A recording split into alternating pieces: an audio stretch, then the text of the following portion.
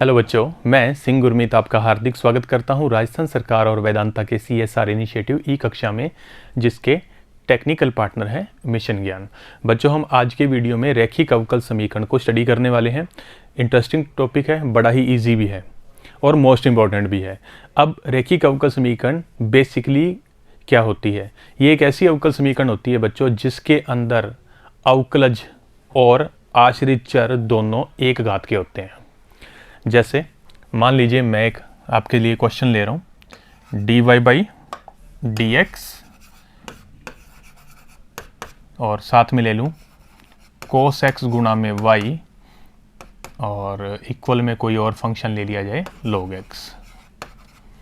तो इसके अंदर आश्रित चर होता है बच्चों y, तो उसका अवकलज और यहाँ पर जो आश्रित चर y है उसकी घात कितनी आ रही है बच्चों? 1। यानी ये एक घात का पद होना चाहिए, उसके साथ साथ जो y है उसकी भी घात 1 होनी चाहिए। तो इस प्रकार की जो अवकल समीकरण होती है ना बच्चों, उसको रैखिक अवकल समीकरण बोला जाता है। अब इसका जो मानक रूप होता है बच्चों, वो कुछ ऐसा होता है, dy/dx plus p into Y is equal to the Q. यानी इसके अंदर इंपॉर्टेंट बात यह है, dy/dx होगा तो y की घात 1 होनी चाहिए, बाकी चाहे कुछ भी हो। ये जो p और q हैं, या तो ये x के फलन होते हैं या ये कांस्टेंट होते हैं। ऐसा भी हो सकता है कि एक फलन हो और एक कोई कांस्टेंट हो, लेकिन होगा x का ही फलन बच्चों, या कांस्टेंट होंगे। अब होगा क्या? ऐसी इक्वेशन को सॉल्व करने का एक स्पेशल मेथड है बच्चों। सबसे पहले तो इस बात पर ध्यान दीजिए कि आपके पास जो अवकल समीकरण है वो रैखिक अवकल समीकरण है या नहीं, और उसकी पहचान करने के लिए सिर्फ एक ही आइडिया लगाना है कि y की घात कितनी होनी चाहिए? 1। अगर y की घात 1 से ज़्यादा है तो वह रैखिक अवकल समीकरण नहीं होगी। ये उस केस में है जब आश्रित चर होगा y। जब आश्रित चर x हो तो इसका मतलब उस कंडीशन में x की अधिकतम घात 1 ही होनी चाहिए। y की घात कितनी उससे कोई फर्क नहीं पड़ने वाला, लेकिन x की अधिकतम घात 1 होनी चाहिए। अब आपके कोर्स में क्या है, x आश्रित चर वाले क्वेश्चन को हटा दिया गया है, तो इसका मतलब सिर्फ आश्रित चर कौन रहेगा बच्चों? y। यानी dy/dx की फॉर्म के क्वेश्चन आएंगे तो उसके अंदर y की घात आपको मिलेगी 1, तो आइडेंटिफाई आपको वहीं से करना होगा। अब जब ऐसी इक्वेशन आती है तो सबसे पहले dy/dx के गुणांक को बनाना चाहिए इकाई, जो इसका मानक रूप है ना बच्चों। इसमें ध्यान से देखो, dy/dx सिर्फ अकेला है, इसके साथ गुणा में कुछ भी नहीं है। तो ध्यान रखना, जब भी आपके पास रैखिक अवकल समीकरण फिक्स हो जाएगी, हाँ ये रैखिक अवकल समीकरण है, तो सबसे पहले dy/dx के गुणांक को बनाओ इकाई। जैसे ही आप उसको इकाई बनाओगे तो इस फॉर्म में आएगा, y के साथ गुणा में होगा जो भी पद वो तो बन जाएगा p, और RHS में जो भी लिखा होगा वो बन जाएगा q। तो सबसे पहले हम p और q को ज्ञात कर लेंगे। जैसे ही p और q ज्ञात होगा, एक स्पेशल फॉर्मूला होता है जिसको बोलते हैं इंटीग्रेटिंग फैक्टर या समाकलन गुणक, इसका मान ज्ञात किया जाता है। इसका सूत्र होता है e की पावर में इंटीग्रेशन p dx। जो आप यहाँ से p ज्ञात करोगे ना, उसका आपको इंटीग्रेशन करना है और उसको रखना है e की घात में। कांस्टेंट ऑफ इंटीग्रेशन लगाने की कोई आवश्यकता नहीं है, सिंपली इंटीग्रेशन का मान e की घात में रखो, वो आपका बन जाएगा IF। अब इसके बाद इसका हल ज्ञात करना हो तो बड़ा ही सिंपल मेथड है। आश्रित चर फिलहाल कौन है? y, उसके साथ गुणा कर दो IF का, is equal to the integration के अंदर q ले लो और IF ले लो, यानी दोनों का ले लो गुणा और इसका इंटीग्रेशन कर दो बच्चों। इससे जो भी आंसर आएगा वही आपके अवकल समीकरण का हल बन जाएगा बच्चों। तो लास्ट में इस फॉर्मूले का यूज़ करना है। तो इसके स्टेप क्या हैं बच्चों? रैखिक अवकल समीकरण आइडेंटिफाई करके स्टैंडर्ड फॉर्म में लिखो, उससे p और q को ज्ञात करो, फिर जो IF है उसको ज्ञात करो, और IF को ज्ञात करने के बाद इस सूत्र में मान रखकर अवकल समीकरण का हल ज्ञात कर लो बच्चों। नेक्स्ट हमने इसी बात को एक्सप्लेन किया कि एक ऐसी अवकल समीकरण जिसमें आश्रित चर और उसका अवकलज प्रथम घात के हों, दोनों की घात कितनी हो? 1-1, तो उसे रैखिक अवकल समीकरण बोला जाता है। Linear differential equation, in short इसको LDE भी बोल सकते हैं, जिसका स्टैंडर्ड फॉर्म कुछ ऐसी होती है। इसमें आश्रित चर y है और इसमें आश्रित चर x है, ये आपके सिलेबस से हटा दिया गया है, तो बचेगा सिर्फ ये वाला। ऐसे क्वेश्चन आने वाले हैं, ध्यान से देखो। इसमें y की अधिकतम घात 1 है तो इसमें आश्रित चर y, और इसमें देखो तो x की अधिकतम घात 1 है तो इसमें आश्रित चर बन जाएगा x। जब आश्रित चर y होगा तो dy/dx आना चाहिए, और जब आश्रित चर x होगा तो dx/dy डी वाई आना चाहिए। ये दो इसकी स्टैंडर्ड फॉर्म होती हैं, जहाँ पर पी और क्यू का मतलब क्या होता है इसके लिए, या तो एक्स के फलन होंगे या बन जाएंगे अचर। इसके अंदर क्या होगा, मैंने लिया P1 और Q1, P1 और Q1 या तो y के फलन होंगे या बन जाएंगे अचर। अब नेक्स्ट इनको हल करने की विधि बच्चों, इस प्रकार से इनका हल ज्ञात किया जाता है। अभी जो मैंने आपको एक्सप्लेन किया था सेम उसी मेथड से, IF पहले P और Q, फिर IF और फिर उसका हल। इसी प्रकार अगर x आश्रित चर हो तो हम P1 और जो Q1 है उसको ज्ञात करते हैं। अब जो IF बनेगा वो बन जाएगा e की पावर में इंटीग्रेशन P1 dy, क्योंकि P1 और Q1 या तो y के फलन होंगे या अचर होंगे, तो इंटीग्रेशन विद रिस्पेक्ट टू होगा y। उसके बाद इसके इंटीग्रेशन का आंसर इस मेथड से ज्ञात हो जाएगा बच्चों, यानी अवकल समीकरण का हल हम लोगों को इस फॉर्मूले में रखते हुए ज्ञात कर लेना होता है। लेकिन फिलहाल ये वाला पार्ट आपके कोर्स के अंदर नहीं है।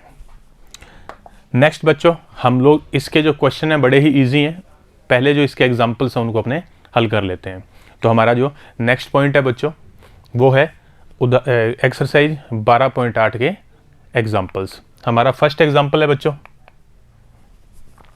इस एग्जांपल का हल करने के लिए यदि मैं ध्यान दूं तो पहले मुझे आइडेंटिफाई करना है कि ये रेखिक अवकल समीकरण है या नहीं। एग्जाम में नहीं लिखा आएगा कि आप रेखिक अवकल समीकरण का हल करो, वहां पर आपको खुद को आइडेंटिफाई करना पड़ेगा कि ये रेखिक अवकल समीकरण है या नहीं।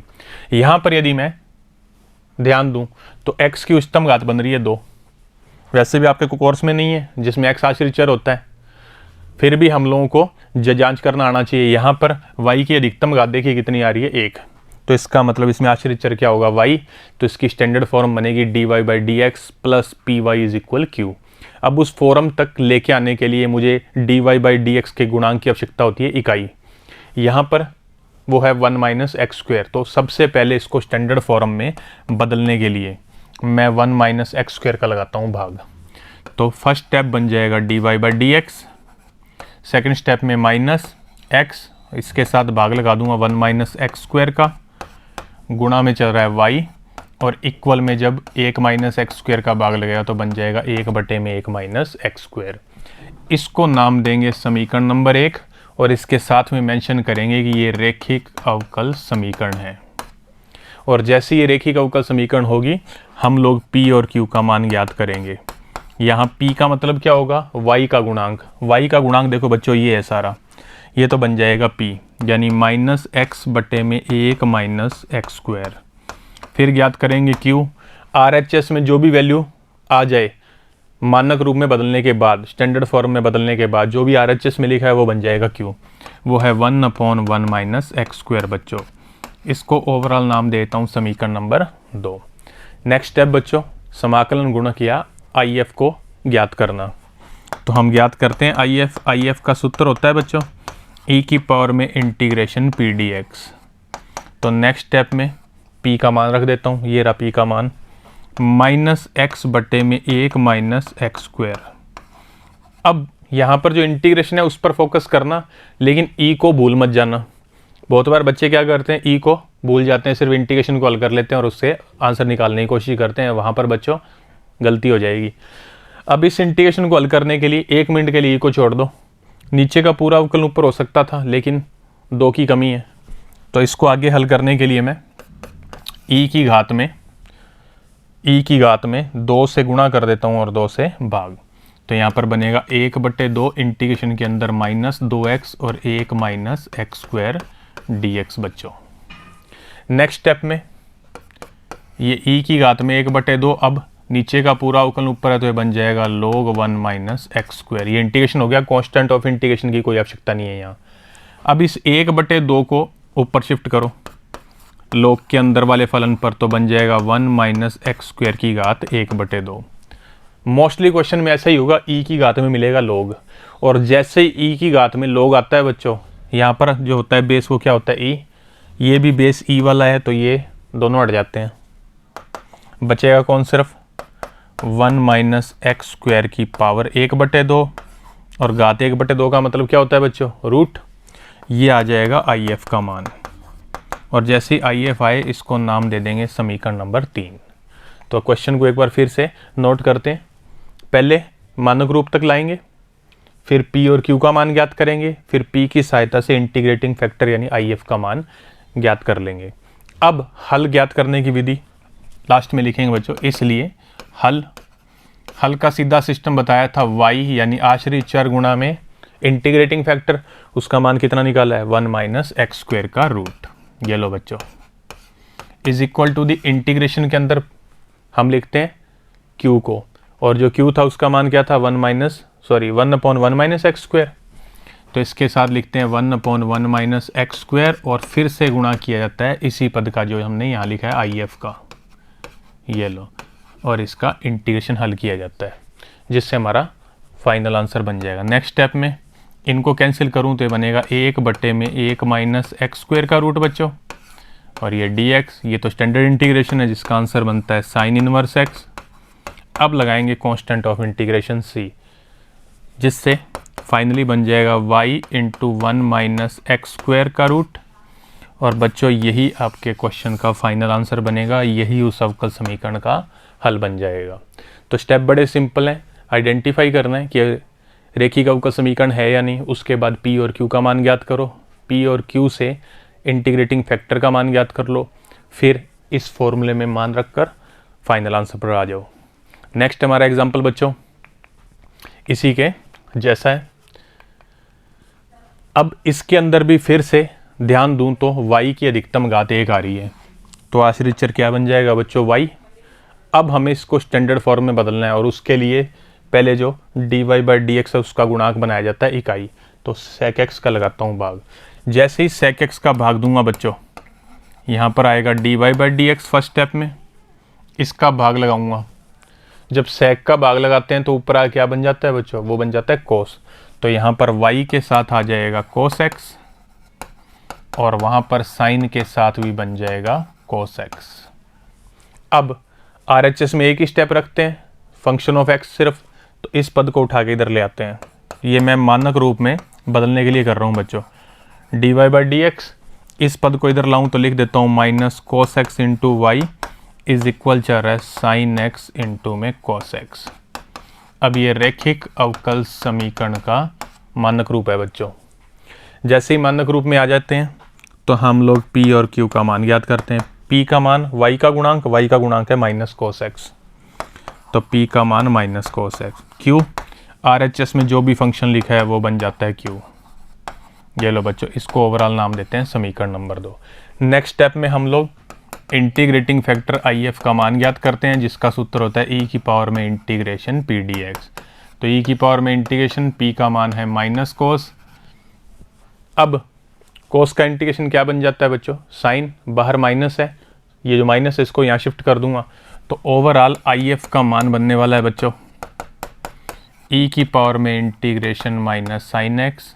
यहाँ पर कांस्टेंट ऑफ इंटीग्रेशन c नहीं लगाना है साथ में, इसको नाम दे देंगे समीकरण नंबर 3।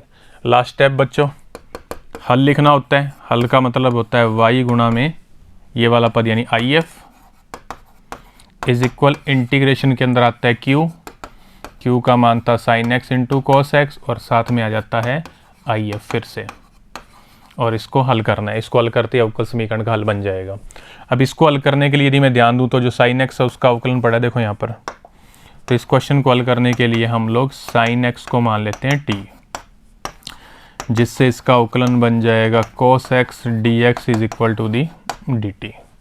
ये सारी वैल्यू इसके अंदर कर देते हैं पुट, तो फाइनली हमारे पास आएगा y इंटू ई की पावर में minus sine x is equal to the. अब इस इंटीग्रेशन के अंदर देखिए इसके स्थान पे तो आ जाएगा dt, और बाकी जो ये वाले दो पद है इसमें साइन x के स्थान पर आ जाएगा t, तो हमारे पास आ जाएगा t इंटू ई की पावर माइनस टी और dt बच्चों।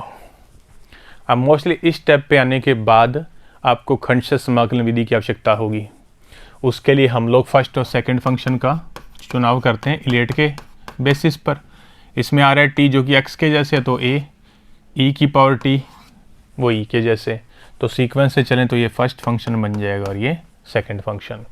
तो इंटीग्रेशन करना शुरू करते हैं बच्चों। फर्स्ट को छोड़ दिया, सेकंड का इंटीग्रेशन बनेगा e की पावर माइनस टी बटे में माइनस 1, क्योंकि अब x अकेला नहीं है, x का मतलब जो है t अकेला नहीं है, इसके साथ गुणा में कौन है माइनस, तो उसका लगा दिया भाग। माइनस इंटीग्रेशन के अंदर क्या होता है बच्चों, फर्स्ट का अवकलन, फर्स्ट कौन है t, इसका अवकलन बनेगा 1, सेकंड का इंटीग्रेशन वापस यही पद आ जाता है। एक छोटा सा कर रहा हूँ काम, ये जो माइनस आएगा उसको बाहर शिफ्ट करूँगा और ये dt। नेक्स्ट स्टेप में ये माइनस यहाँ एडजस्ट करूँ तो माइनस टी इंटू ई की पावर माइनस टी, इसका इंटीग्रेशन फिर से बनेगा ई की पावर माइनस टी बटे माइनस एक, वो माइनस एक यहाँ आएगा तो ये बन जाएगा माइनस ई की power minus T. Next step में ये मान आ रहा है y इंटू ई की पावर माइनस साइन एक्स का। हम क्या करते हैं बच्चों, मान्य ची को फिर से कर रहे हैं ख़त्म करने का। अच्छा, इसमें कांस्टेंट ऑफ इंटीग्रेशन c भी आया क्योंकि लास्ट इंटीग्रेशन हो चुका है बच्चों। तो जो t है उसका मान रख देता हूँ वापस, तो यहाँ पर बनेगा माइनस साइन एक्स, यहाँ पर e की पावर में माइनस साइन एक्स, और यहाँ पर माइनस और e की पावर में minus sine x plus constant of integration c। इन दोनों स्टेप में से माइनस और e की पावर माइनस साइन एक्स आ सकता है कॉमन बच्चों। कॉमन लेने के बाद यहाँ पर बचेगा साइन एक्स, यहाँ पर बचेगा एक plus constant of integration c। ये मान आ रहा है y इंटू ई की पावर माइनस साइन एक्स का। नेक्स्ट स्टेप में हम इसका भाग कर देते हैं उधर। जब उधर भाग करूँगा तो इस स्टेप में ही भाग होगा, उससे ये वाले पद तो हो जाएंगे कैंसिल, जिससे y इज इक्वल बन जाएगा बाहर माइनस और साइन एक्स प्लस में 1। इसी प्रकार जब इस c में इसका भाग दूंगा तो बच्चों कुछ ऐसा आएगा। देखो, इस पद को ऊपर शिफ्ट करूंगा, इस पद को जैसे ऊपर शिफ्ट करूंगा तो यहाँ पर बन जाएगा c इंटू ई की पावर में साइन एक्स, और यही आपके क्वेश्चन का फाइनल आंसर बन जाएगा बच्चों। तो इस प्रकार से आपको रेखिक अवकल समीकरणों के क्वेश्चंस को हल करना है। बड़े ही इजी क्वेश्चन है बच्चों, डेफिनेटली एग्जाम में आने वाले क्वेश्चन नहीं है। नेक्स्ट हमारा इसका आखिरी एग्जाम्पल है y की। देखिए कि यदि मैं अधिकतम घात की बात करूँ तो 1 है, बाकी x के ही फलन है, तो यहाँ पर आश्रित चर रहेगा y। अब जब y आश्रित चर है तो इसकी standard form dy by D X plus P Y equal क्या बन जाएगी q। उस फॉर्म तक लेकर आने के लिए मुझे इस पद का लगाना पड़ेगा भाग, क्योंकि मुझे dy बाई डी एक्स का गुणांक चाहिए इकाई। तो इस पद का यदि मैं भाग करता हूँ तो देखिए पहला स्टेप तो यही बचेगा, इससे इस पद का इसमें भाग लगाना है y में। उसको मैं यूँ करके मेंशन कर रहा हूँ बच्चों, देखना,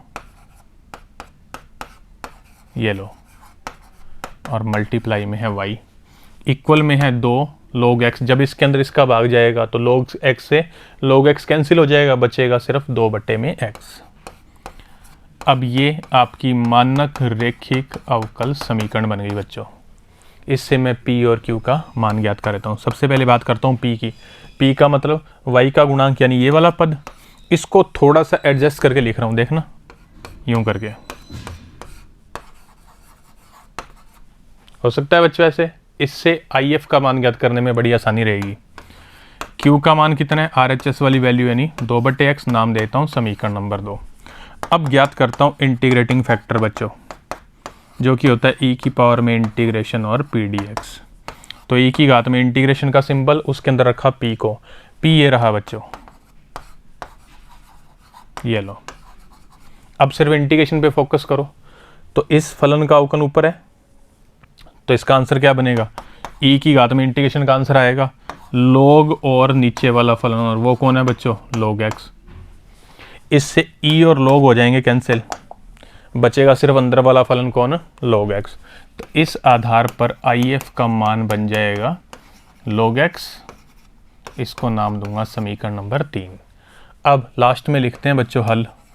हल का मतलब है y इंटू में if इज इक्वल इंटीग्रेशन के अंदर आता है q और साथ में आ जाता है if, और इसका इंटीग्रेशन हल करना पड़ता है बच्चों। ये रहा q और ये रहा if। नेक्स्ट स्टेप में 2 तो कांस्टेंट है, तो हो जाएगा बाहर। log x का अवकलन होता है 1 बटे x, तो इस क्वेश्चन को आगे हल करने के लिए हम log x को मान लेते हैं t, जिससे इसका अवकलन बन जाएगा 1 बटे x dx is equal to the dt बच्चों। इस इंटीग्रेशन को हल करता हूँ, 2 को तो कर दिया बाहर, log x के स्थान पर आ जाएगा t, और 1 बटे x और dx के स्थान पर आ जाएगा dt। नेक्स्ट स्टेप में इसका इंटीग्रेशन करना है, ये बिल्कुल स्टैंडर्ड इंटीग्रेशन बन गया x के जैसा। तो यहाँ पर आएगा 2 गुणा में t स्क्वायर बटे 2 plus constant of integration c, जिसमें 2 से 2 हो जाएगा कैंसिल, मान्य चीज को ख़त्म कर दो, जो t है उसका मान है log x। तो यहाँ पर बनेगा log x का square plus constant of integration c, जो कि y गुणा में log x का मान है बच्चों। नेक्स्ट स्टेप में हमें क्या करना है, log x का लगा देता हूँ भाग। जैसे ही log x का भाग लगाऊंगा इधर बचेगा y, उधर एक log कैंसिल होके बन जाएगा log x, और c में जब log x का भाग लगेगा तो बन जाएगा c बटे में log x बच्चों। और यही आपके क्वेश्चन का फाइनल आंसर बन जाएगा। तो इस प्रकार हमने रेखिक अवकल समीकरण के बारे में भी सीख लिया है और उससे जुड़े हुए उदाहरणों को भी हल कर लिया है। अगले वीडियो के साथ जल्दी मुलाकात करेंगे बच्चों। धन्यवाद।